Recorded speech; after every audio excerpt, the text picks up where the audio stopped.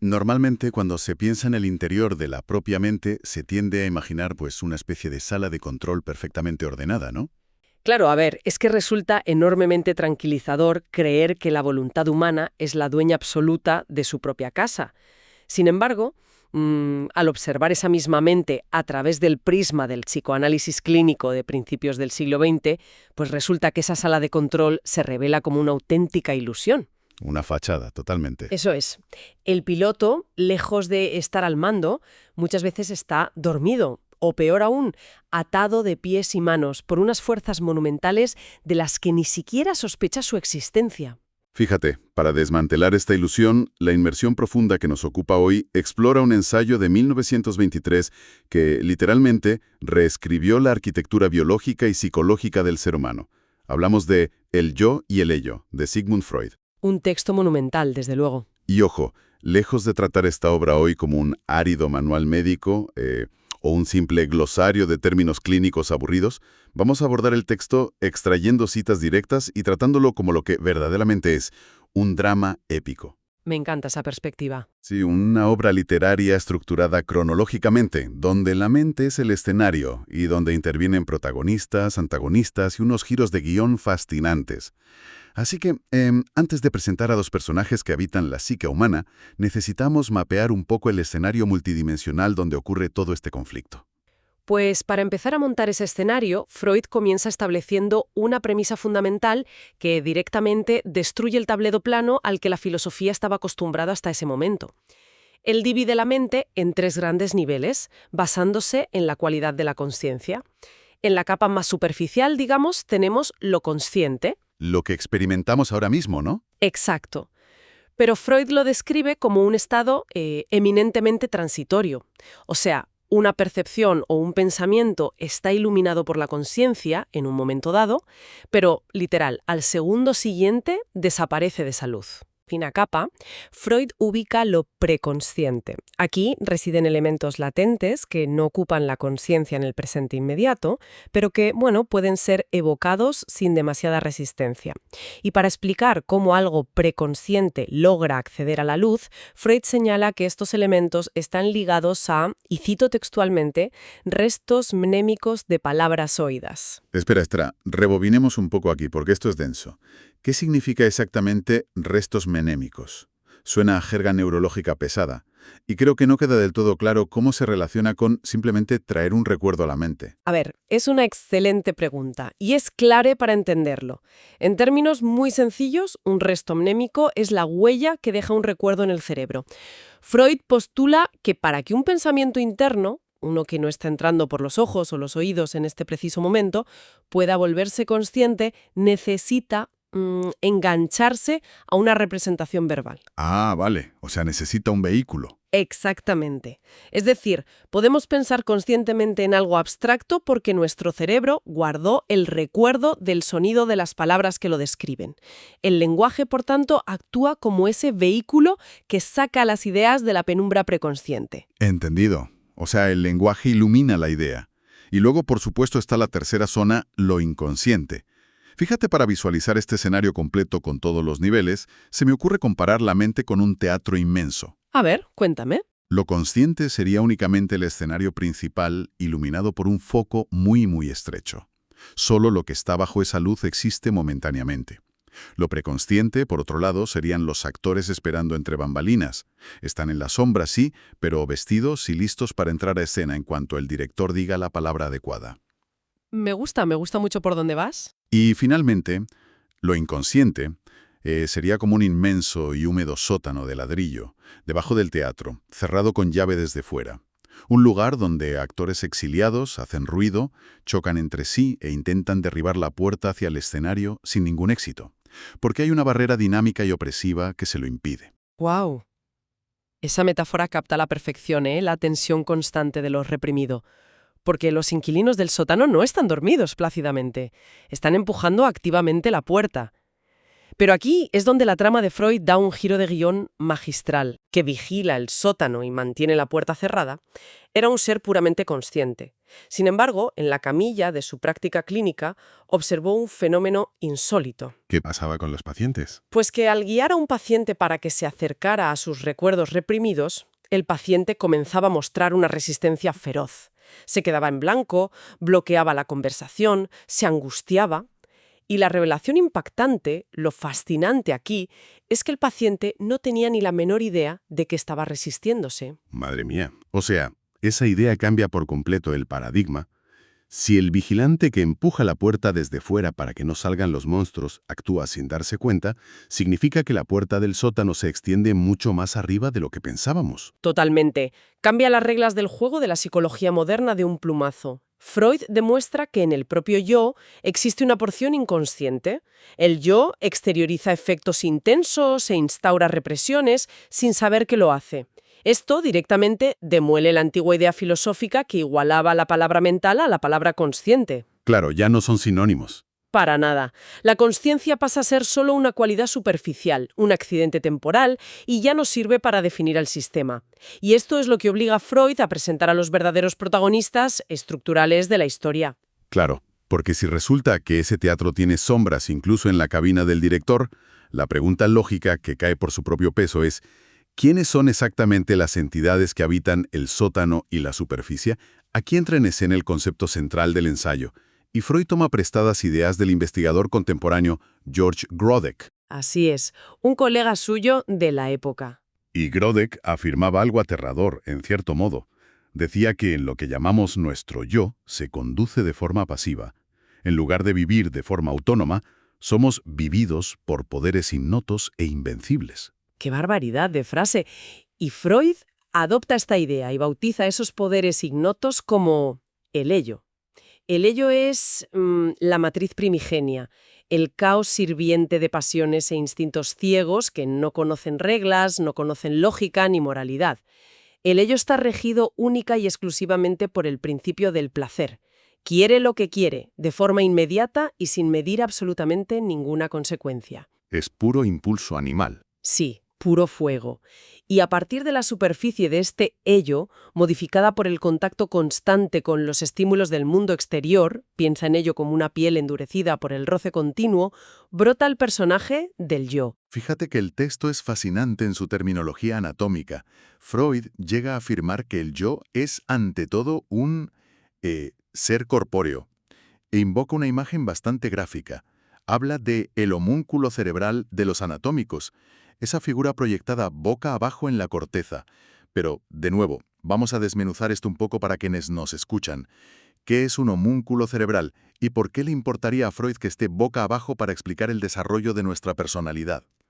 A ver, Freud se apoyaba en los descubrimientos neurológicos de su época, que cartografiaban cómo el cerebro representa el cuerpo humano. Imagina un mapa literal dibujado en la superficie del cerebro, donde están representadas las manos, los labios, los pies. La curiosidad es que este mapa interno está invertido. Como un reflejo al revés. Sí, los pies están arriba y la cabeza abajo, en la corteza cerebral. Lo que Freud argumenta usando esta imagen médica es que el yo no es un espíritu etéreo, no es una nube filosófica. El yo nace directamente de las sensaciones físicas del cuerpo, especialmente, fíjate, del contacto de la piel con el exterior. La mente empieza a formarse sintiendo dónde acaba la piel y dónde empieza el mundo físico. Es un mapa táctil antes que un mapa intelectual. Claro, desde esa fisicalidad, desde la piel hacia adentro, el yo intenta tomar las riendas de la situación. Y para describir la relación de poder entre este recién nacido yo y el inmenso océano del ello, Freud utiliza su metáfora más icónica, el jinete y el caballo. La más famosa, sin duda. Sí, el yo es el jinete racional, que intenta guiar la tremenda fuerza muscular del ello, que sería el caballo. Pero aquí yo quiero plantear un desafío evidente, hacer un poco de abogado del diablo. Venga, a ver. Si el yo es supuestamente este jinete lógico diseñado para imponer el principio de la realidad sobre los deseos irracionales, pues ¿por qué los seres humanos tomamos decisiones tan irracionales, tan destructivas y nos saboteamos constantemente? O sea, parece que el caballo galopa hacia el precipicio sin que el jinete haga absolutamente nada para frenarlo. Bueno, el texto de Freud anticipa exactamente ese desafío y lo responde revelando la gran debilidad de ese jinete. Y es que el yo no posee energía propia. Cero. Absolutamente ninguna. Cero energía. Cero. Toda la energía psíquica que el yo utiliza para pensar, razonar o actuar, la tiene que pedir prestada al ello, a la bestia que está montando. Por tanto, así como en la vida real un jinete que pierde el control a veces se ve forzado a dejarse llevar hacia donde el caballo desbocado quiere ir, el yo se ve obligado a transformar en acción la voluntad irracional del ello. Ya veo. Y en un acto supremo de autoengaño, porque el yo tiene su orgullo, simula que esa fue su propia intención racional desde el principio. Es como justificar la pérdida de control a posteriori para salvar las apariencias, ¿no? En plan, yo quería ir por este barranco de todos modos. Exacto, ha sido idea mía. Ahora, esto nos lleva a un agujero argumental masivo en nuestra obra épica. Si el yo es tan débil y se limita a sudar tinta intentando encauzar los instintos bestiales del ello, ¿de dónde diablos surgen las estrictas reglas morales de la humanidad? Porque un jinete aterrorizado, aferrado a las crines del caballo, pues no se inventa de la nada un código de ética elevadísimo, ni siente una culpa desgarradora. Es un punto clave. Y para resolver ese misterio, irrumpe en la historia el gran antagonista moral de la obra, el superyo. Su origen, te digo, es uno de los pasajes más densos y poéticos de todo el texto. Para entender cómo se forma, Freud explica primero el mecanismo de la asimilación emocional. A ver cómo funciona eso. Pues en la infancia, cuando un individuo se ve obligado a renunciar a un objeto de amor o a una fijación intensa, y esto ocurre a menudo, el yo absorbe los rasgos de ese objeto perdido, modifica su propia estructura interna para parecerse a él y se presenta ante el ello, que está triste por la pérdida, diciendo: «Mírame, puedes amarme a mí, porque soy muy parecido al objeto que has perdido». Wow. Una frase del libro describe al yo como, y cito, un cementerio de cargas de objeto abandonadas. O sea, el yo está compuesto por los fantasmas de todo lo que la persona tuvo que dejar de amar. Es una imagen profundamente lúgubre, pero explica la estructura básica. Sin embargo, hay un fantasma particular, ¿no? Una pérdida específica que destaca por encima de todas y que se convierte en el superyo. Sí, la gran renuncia, el complejo de Edipo. El superyo es el heredero directo de la represión del complejo de Edipo, completo. Y Freud insiste muchísimo en la palabra completo, porque no es simplemente el mito del niño que odia a un padre y ama al otro, ¿no? Es más complejo. Mucho más. En la infancia temprana existe una bisexualidad constitucional y una ambivalencia radical. El infante siente amor tierno, rivalidad feroz, hostilidad y una dependencia absoluta hacia ambos progenitores simultáneamente. Es, digamos, un volcán de emociones contradictorias que amenazan con desbordar la mente por completo. Claro, pero ¿cómo es que reprimir un volcán de emociones genera la energía necesaria para crear un código ético castigador tan rígido? Pues ahí radica el mecanismo clave de supervivencia. Como el yo infantil es minúsculo, muy débil, es incapaz de contener semejante explosión emocional por sí solo, así que recurre a una maniobra defensiva extrema, incorpora la autoridad misma de los padres dentro de su propia mente. O sea, mete a los padres en su cabeza. Literalmente. Toma prestada la severidad, las reglas y el poder punitivo de los progenitores y erige esa estructura como una guarnición militar dentro de su propia cabeza para vigilar al ello. Esa fuerza internalizada se separa del yo y se convierte en el superyo. Y la regla es implacable. Cuanto más intensa y difícil fue la represión inicial del complejo, más cruel y autoritario será el superyo juzgando al individuo por el resto de su vida. ¡Qué fuerte! Y el análisis de Freud no se detiene en la biografía de una sola persona. Él amplía la lente telescópica y conecta este drama interno con el panorama general de toda la historia humana, ¿verdad? Sí. Si conectamos esto con el panorama general, Freud hace eco de sus teorías previas en libros como Tótem y Tabú. Argumenta que el desarrollo del superyo replica la filogénesis. La historia evolutiva. Exacto.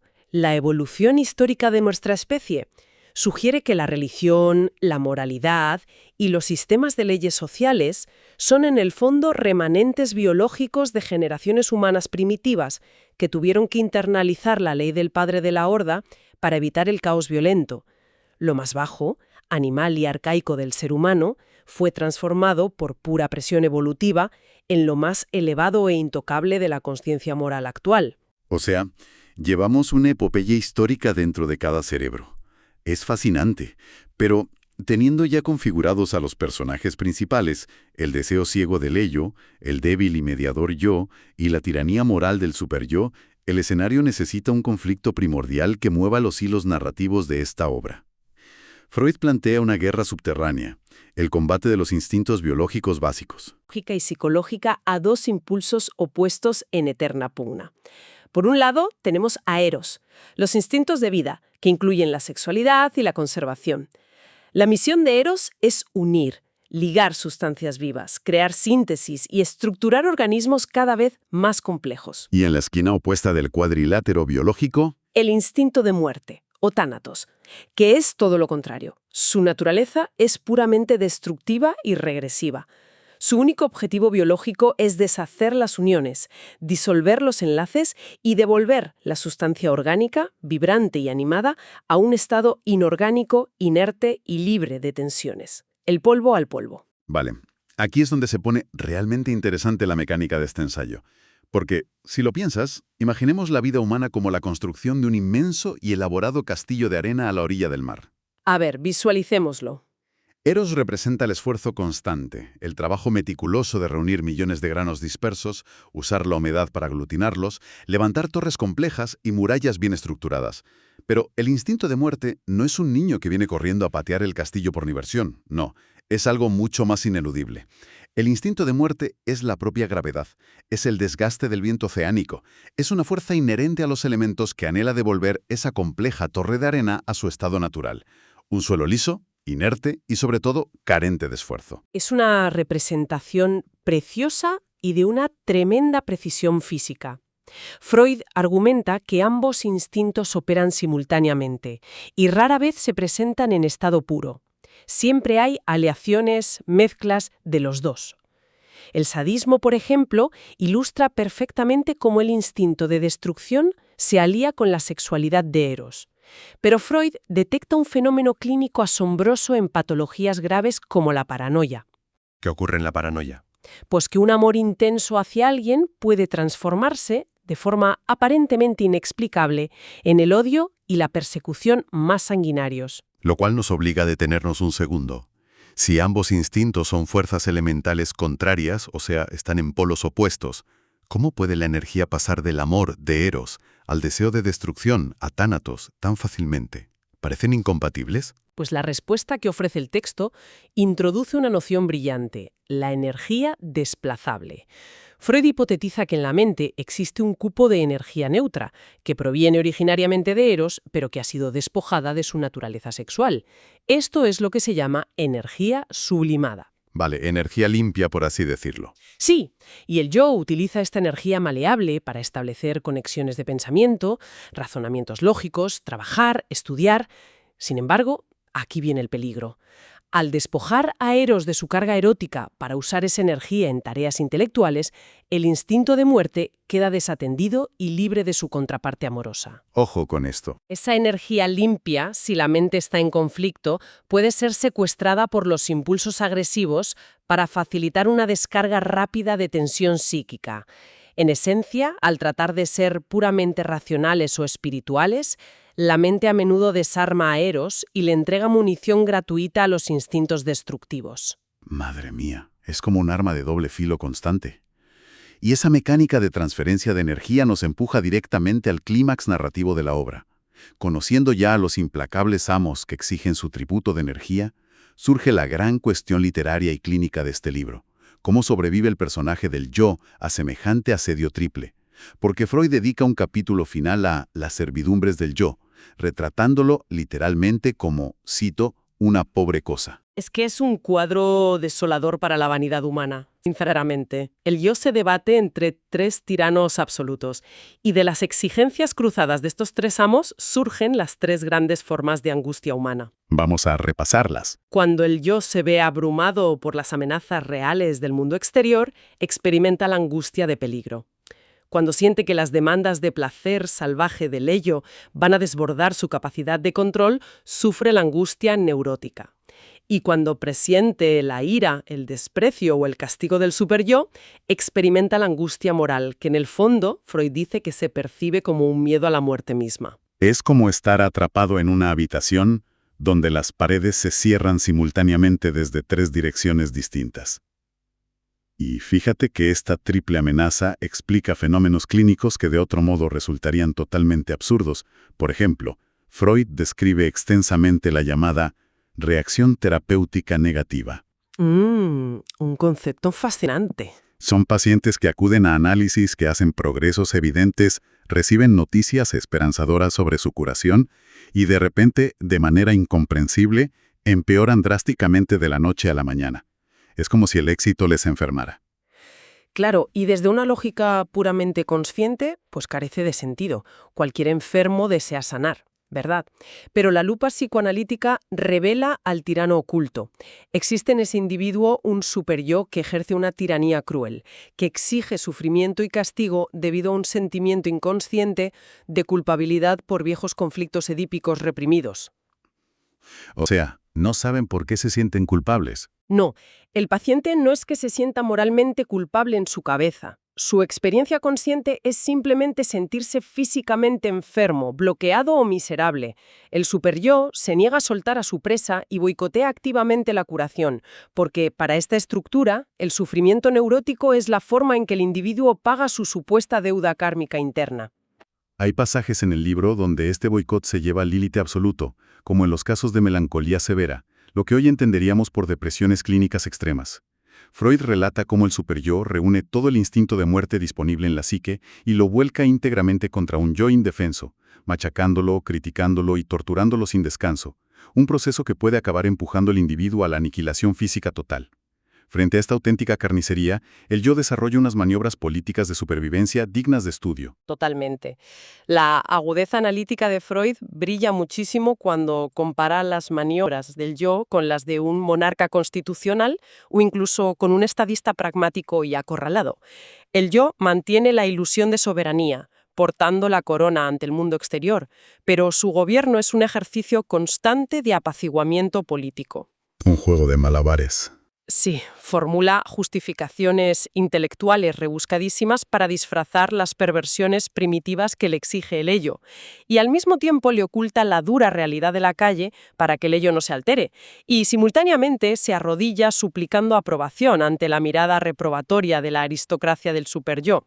Es en definitiva un mediador exhausto y oportunista condenado a mentir a todas las facciones para mantener una frágil tregua psíquica. ¡Qué agotador! Habiendo trazado ya la historia clínica completa, creo que es el momento de elevar la mirada y observar el yo y el ello no solo como un esquema médico o un tratado, sino en su dimensión puramente literaria y filosófica. Porque el estilo de escritura de Freud a lo largo de estas páginas no es el de un frío taxónomo disecando una rana bajo un microscopio. Hay un pulso narrativo vibrante, impulsado por una dualidad constante y un uso poético de las metáforas que enmarca la psique como un terreno pues casi mitológico.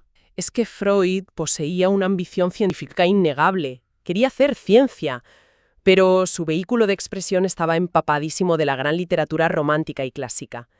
Hay un pasaje sublime en el libro donde intenta explicar cómo una lucha que no pudo resolverse en las profundidades animales del ello es exportada a los salones elevados del superyo. Y para ilustrarlo, invoca una leyenda medieval plasmada por el pintor Kaulbach. Ah, sí, la batalla de los hunos. Exacto. La batalla de los hunos. Según el mito que cuenta Freud, la ferocidad del combate terrenal fue tan inmensa que, cuando los guerreros murieron, sus espíritus se alzaron al cielo y continuaron masacrándose eternamente entre las nubes. Es que esa sola imagen justifica leer el ensayo entero. Refleja a la perfección la tesis freudiana.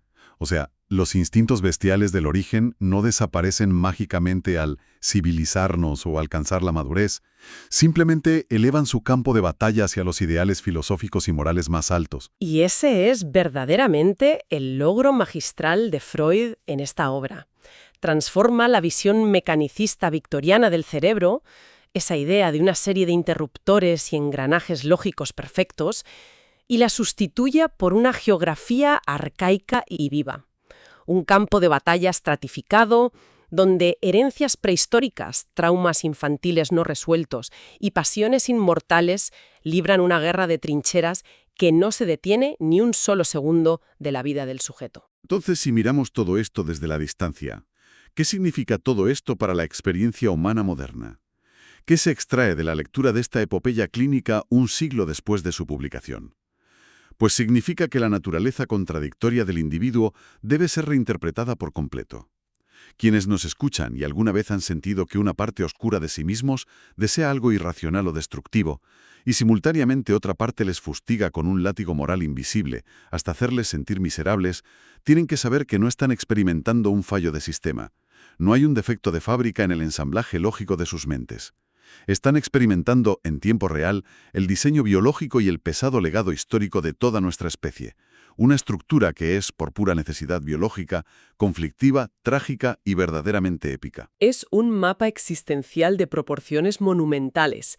Y fíjate, basándonos en la intrincada mecánica de la disociación de instintos que el texto explica con tanto detalle, y esto da para pensar, resulta pertinente proponer una reflexión final sobre la naturaleza de la virtud misma.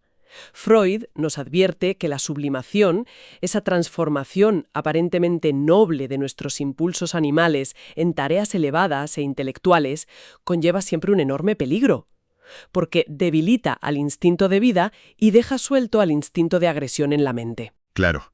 Y esa agresión desatada es absorbida y empuñada casi de inmediato por el severo superyo. Exacto. De ahí extrae el superyo su rigor insaciable. Aísla la energía destructiva que antes pertenecía a las pasiones ciegas del ello y la convierte, mágicamente, en severidad moral. Si se llevan los argumentos de este texto de 1923 hasta sus últimas consecuencias lógicas, se revela una ironía bastante aterradora.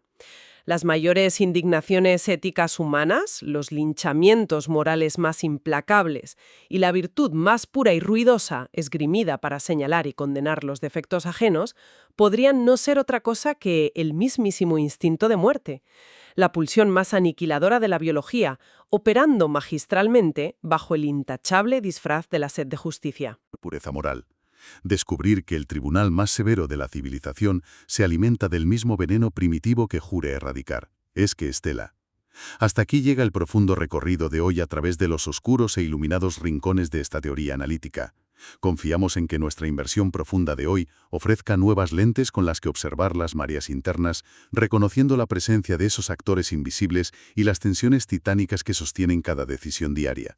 Quizá la humanidad nunca recupere la reconfortante ilusión de gobernar una mente perfectamente racional y transparente, pero resulta infinitamente más fascinante entender exactamente quiénes habitan en la penumbra y con qué intensidad tiran de las palancas en el gran teatro del humano.